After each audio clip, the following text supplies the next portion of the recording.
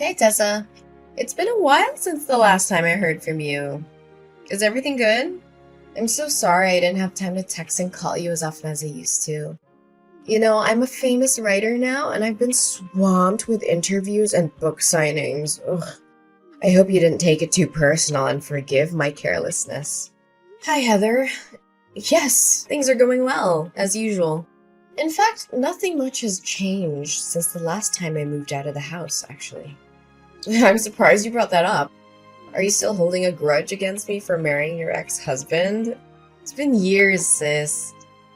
You should be able to forgive me by now. We're family after all. I wish it were that easy.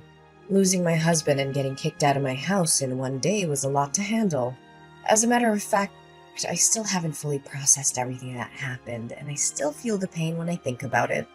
I know, sis, but how can you save a marriage that was no longer working anymore?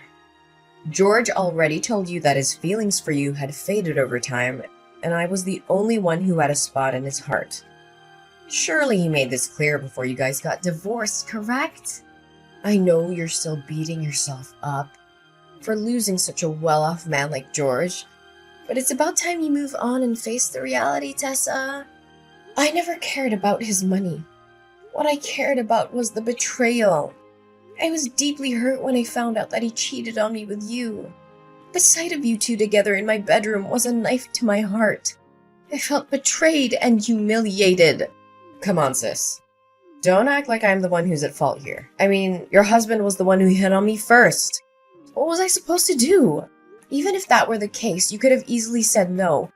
But instead you chose to betray your own sister. My husband wasn't innocent, but I don't think you were either. In fact, I still blame myself sometimes for ignoring the red flags that kept telling me you were seducing my husband. Honey, I wouldn't call it a betrayal. Didn't you hear what he said before the day you got divorced? He told you that he had lost all of his interest in you a long time ago, but he didn't want to hurt your feelings. Many times he came to me for comfort and advice, and we grew closer and closer just like that. George was unhappy for quite a long time, and he just finally found the courage to leave. Enough! I'm not really feeling up to talking about that at the moment. Can we just change the subject of our conversation?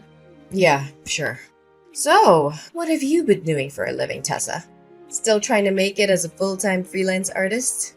I already told you a million times, your paintings suck. No one wants to buy them.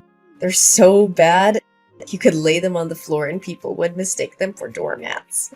Don't be so harsh on me, Heather.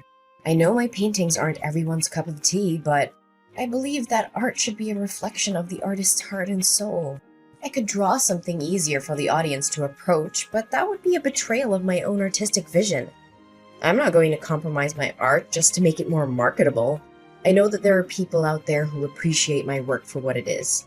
Whatever your stupid belief is the reason why you're still living in poverty. For me, money comes first. And it's all about creating things that people will like. Just look at me and my best-selling book, The Power of Marriage. Sold over 200,000 copies and generated more than $1.6 million last year. Can you believe it? Oh, and have you heard about my book, A Match Made in Success? It's a memoir about my marriage to George, and it was just published last month. It's already sold a couple of thousand copies, and I'm really excited about it. Yes, I've heard about those books, and you've also written many other famous marriage books. I just thought it's quite ironic that someone who has sabotaged other people's marriages would write about the principles for a strong and lasting relationship. Hey, are you referring to me, Tessa? I can see that you're still struggling to conceal your jealousy of my successful and wealthy life. It must be hard to see someone like me living the good life while you're stuck in your destitute existence. I guess it must be tough raising Gabriella all by yourself, huh? At least George still gives you some pity money every month to keep you and Gabriella from the verge of hunger. So, you're finally showing your true colors, huh? Well, let me tell you something. I know exactly how hard I had to sacrifice for you to get where you are today. I gave up my dreams, my relationships, and my sanity, all so that you could achieve yours.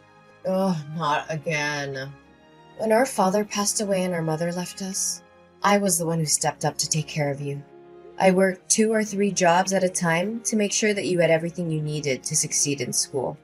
I even had to drop out of college myself, but I didn't care. All I wanted was to make sure that you had the best possible chance in life. And what did you do? You repaid my sacrifice by stepping into my marriage with George and destroying it. Oh, for the love of God! Would you please stop giving me that lecture? I'm so sick of hearing it. I don't owe you my entire life for something you did for me 10 years ago. I barely even remember it. I certainly don't appreciate you bringing it up every single time you talk. You sure are ungrateful, aren't you? Anyways, do you have free time? I just want to invite you to come over to my house and join my birthday party. It'll be fun, but don't bring Gabriella along. She would cry and ruin the party for everyone else. I don't really want to go because I have a lot of things to do. Ugh, please, your excuses are so lame. What else do you have to do all day besides painting those ridiculous pictures that belong in the trash? Think about the sake of our sisterhood and come to my house, please. It will be great fun. I can guarantee you. Okay. I guess it wouldn't harm just to attend your birthday party. We're sisters after all. I'll be there, but I'm not making any promises about how much fun I'll have. That's my sister. So I'll see you at 8 o'clock in the evening at my house, right? Don't forget about it.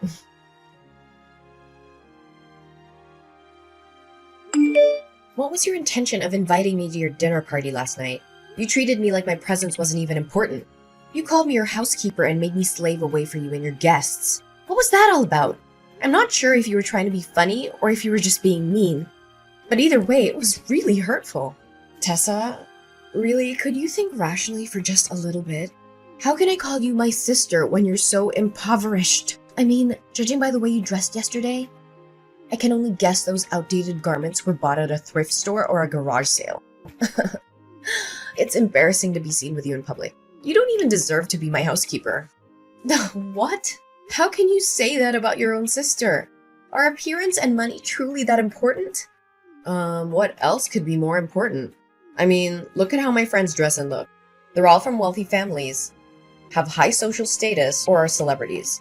If I claimed you as my sister, they'd laugh at me in my face and then shun me. You wouldn't want that to happen to your own sister, would you? But why didn't you give me a heads up? Instead, you made me a laughingstock in front of your friends. Well, it's not like you would find anything more decent to wear even if I told you about my friends in advance. But thanks for coming anyway. You were very helpful at cleaning after the party. I was so concerned because my current housekeeper asked for a sick leave and I couldn't find anyone better to replace her. So you called me up just so I could do the work for your housekeeper? Well, I'm not surprised by your actions anymore. After all, you've already stolen my husband and belittled my chosen profession. What else couldn't you possibly do to hurt me? One thing I'm a little concerned for you, though. Concerned for me? Why would you be concerned for me? I have everything I could ever want. I'm at the top of my career. I own your former house and your wealthy ex-husband. And I'm living the best life imaginable. What could possibly be wrong? Well, I'm just interested to see how the audience will react when they find out that your marriage is not as perfect as it seems. Will they be disappointed? Will they be shocked? I can't tell for sure. What do you mean when saying that my marriage isn't perfect? We are both incredibly successful people. I'm a world-renowned writer, and George is a household name who earns over $500,000 per year. What could possibly go wrong with my marriage? Well, I'm not trying to be nosy, but I found out yesterday that you and George are sleeping in separate rooms. I don't have to be a psychologist to know that sleeping apart can be a sign of troubled marriage, or even a marriage that's on the verge of dying. Am I correct about that? What? How dare you break into my room without my permission? I'm sure you were looking for something to take from my house. What? I may have some financial problems, but I'm certainly not a thief. You were the one who told me to clean the entire house before the guests arrived. Remember, I only did what you asked me to do. Oh yeah, I told you that. But it's understandable that every marriage has its ups and downs. My marriage with George is no exception. We've had a few arguments lately and we're not talking to each other right now. But that doesn't mean our marriage is on the verge of dying, like you said. The condition of the master bedroom is a clear indication that it hasn't been used in a long time. The air is stale and musty, the floor is covered with a thick layer of dust, and there are cobwebs in the corners. The windows are also smudged with dirt. Just admit it, you and George weren't sleeping together for years. Why do you have to keep pretending that you have a happy marriage? We both know that's not the case. You're not fooling anyone. It's my family business. Don't stick your nose into it. I'm sure your audience will be devastated to learn that the power couple, an impeccable marriage they look up to, is nothing but a complete sham. I'm sure the press will be thrilled after I reveal to them this hot topic. You! How dare you threaten me like that? No, I mean, Tessa, why should you ever rat out your own sister? Really? I've made a great fortune and achieved fame from selling those books. If anyone ever finds out the truth about my marriage with George, my reputation will be ruined and I'll be ruined with it too. I'm begging you, Tessa, please don't tell anyone about this. Just a few minutes ago, you were raising your voice at me, calling me your housekeeper, and belittling me for my financial status. What's the reason for your sudden change in your behavior? Well, Tessa, you know I didn't mean what I say. In fact, you already knew that I'm a person who always speaks without thinking about the consequences of my words. Please, Tessa, just forgive me this one time. I'll swear I'll treat you better the next time we meet.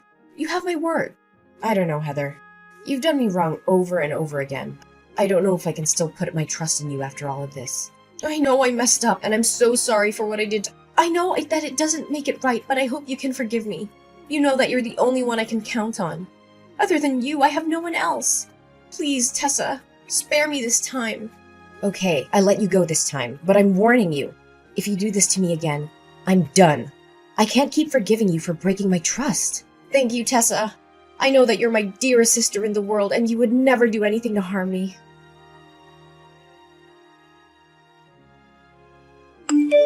Tessa, are you there? I have something very important to talk to you about. Yeah, I'm here. What's up? I have something to ask you. It may sound a little strange, but just hear me out, okay? Sure, go ahead. I'll try to help you the best I could. Listen, can you let me borrow your daughter, Gabriella, for some time? The situation is urgent, and you can't say no to me. What? Borrow Gabriella? What do you need my daughter for? In fact, what are you even thinking? I know this is a lot to process all at once, but I had no other choice. Press has been hounding me with questions about my child with George. They've been asking when we're going to have a child, why we haven't had a child after 4 years of marriage, and even if I'm infertile. I've been bombarded with so many questions, and I finally felt like I had to defend myself. I had to tell them that we already have a child, but we've chosen to keep her out of the public eye. So now you want Gabriella to pretend to be your own child? That's only gonna worsen the situation. You can't cover one lie with more lies. You know that. But what could I do in that circumstance? Tell them that my marriage with George isn't fulfilled and happy as it looks on the surface? If the press found out about it, my life would be a complete disaster. I've worked so hard for my career. I've built everything I have from the ground up. The fame, the money, the spotlight. Everything I own would dissipate in just a blink of an eye. How can I live with that? I don't know, Heather, but this is just too much. Gabriella is my daughter, and I love her more than anything in the world. I just can't hand her over to you like a merch. Oh, sister, don't make it sound so complicated. I'm just gonna borrow Gabriella for the press release of my upcoming book. After that, I'll let her back into your arms, safe and sound. In fact, after appearing at my press release as my daughter, Gabriella will become famous just like me. With her newfound fame, she'll be able to earn a lot of money and sign contracts with large brands. This'll turn you and your daughter's destitute life into something that's worth living. Don't try to bait me with money. You know that I'm not a materialistic person like you. Besides, Gabriella doesn't need the kind of fame that is based on lies. She deserves to be famous for her own merits, not because of someone else's deception. I don't want her to end up like you, living a life that is based on falsehood and manipulation. I know, but at least help me out this time. If you still consider me your sister. Look, if you don't lend me a helping hand this time, my whole career and everything I put effort into will go down the drain. Do you actually have a heart to see everything I've worked for get destroyed right in front of my eyes? Look, if you don't agree to my plan, then I have no reason to exist in this world anymore. What are you saying, Heather? Please don't think about doing anything stupid. You still have a whole life ahead waiting for you. Just divorce George and rebuild your happiness from scratch. You still have plenty of time. You're still young. Are you crazy? I can't give up the fame, money, and glory that I'm possessing. It's the most ridiculous thing I've ever heard. If you don't agree with my plan, it's all over! Ugh, don't break my heart into a million pieces. You know I only have you and Gabriella as my flesh and blood relatives. So you agree to do as I say? Come on, I'm only borrowing Gabriella for one day. I'll have her back to you before you know it. All I'm gonna do is introduce her to the audience and have her practice answering some questions for the press. I just need her to convince everyone that I'm her mother. I promise I won't do anything to harm her. I just need her help for one day, and then she'll be back with you. Okay then, if you insist. That's my sister!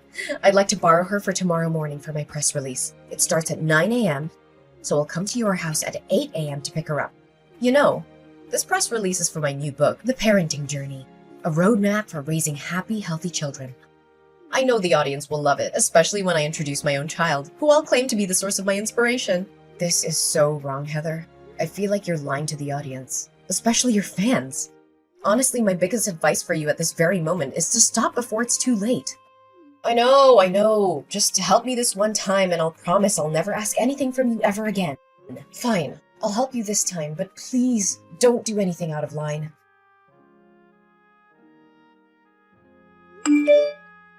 Heather, where are you and Gabriella? I've been waiting for you the whole day. You said you were going to return Gabriella to me by 1 p.m. Didn't you receive my innumerous texts and calls? I'm sorry, Tessa, but Gabriella is staying with me. She's such a bright kid, and the audience fell in love with her immediately. Did you know that just today, my new book has sold a couple of thousand copies? It's thanks to Gabriella. Tessa, I think I'm going to keep her around. Will you let her stay with me? No! She's my daughter. How can I let you keep her? Oh, come on, Tessa. Do you honestly think that you're giving her the life she deserves with your scanty income? I, on the other hand, have a solid financial footing that I can guarantee you that'll take a better care of her than you ever did. I promise Gabriella will be showered with fame and money when she's become my child. There's no way she's gonna agree with your stupid idea. She knows very well that I'm her mom and she will insist on coming back to my arms. Oh, Heather, she's a 2-year-old kid. She can't decide for herself. Besides, I'm already at the airport. Me and my husband and Gabriella are heading to another country where you can't find me. Don't worry. I'll send you a couple of pictures of your daughter every now and then. Your child will be a great tool for me to earn even more money. I knew you would do something like this. You know? What do you know about? Look, I overheard the conversation between you and George. You saw how the audience reacted to Gabriella, and you decided to exploit her for your own gain. You only wanted to use her as a tool to further promote the image of a perfect family that you're crafting. Do any of my words sound wrong to you? What? So you already found out about my plan? Why did you let me carry on with it anyway? Well, I just want the world to know your other side of personality, and what's better than catching you red-handed. By the way, me and the paparazzi are after you. We were tailing you all the way from your house to the airport. You're not gonna get away so easily. And what's happening between us is being broadcasted live. Guess you're making $1 million worth show. Just as you always wanted. What? Where are you? Show yourself now. I don't have time to play the game of cat and mouse with you. Well, take a look behind your back and find out. Heather was shocked when she saw me and a crowd of paparazzi chasing after her, demanding answers. Everyone now knew the truth about her so-called happy and successful family. It was all a lie, a carefully crafted facade to make money. In reality, Heather and her husband George hadn't spoken to each other in years. She'd found out he'd been cheating on her with another woman, and she had been too humiliated to tell anyone. Now, the truth was out, and Heather was facing the consequences. Her books were being boycotted, her reputation was in ruins, and she was being sentenced to 3 years in prison for kidnapping. The prospect of my sister being able to write again seems daunting, and it may take a considerable amount of time. Additionally, I am uncertain if anyone will ever believe what she says again after what happened. Finally, Gabriella got back into my arms again. My precious girl is the angelic light that guided me even during my darkest days. She's my reason for living, and every picture that I paint reflects the immense and inseparable love between us. As my daughter Gabriella became famous, my paintings also gained more recognition. The audience finally understood the deep meaning behind my paintings, which depict the special bond between a mother and child. Eventually, I was able to open my own painting gallery. With the proceeds of the sale of my paintings, which amounted to almost $100,000, I donated half the money to charities that provide financial assistance to single mothers. I hope to uplift their lives in the same way that mine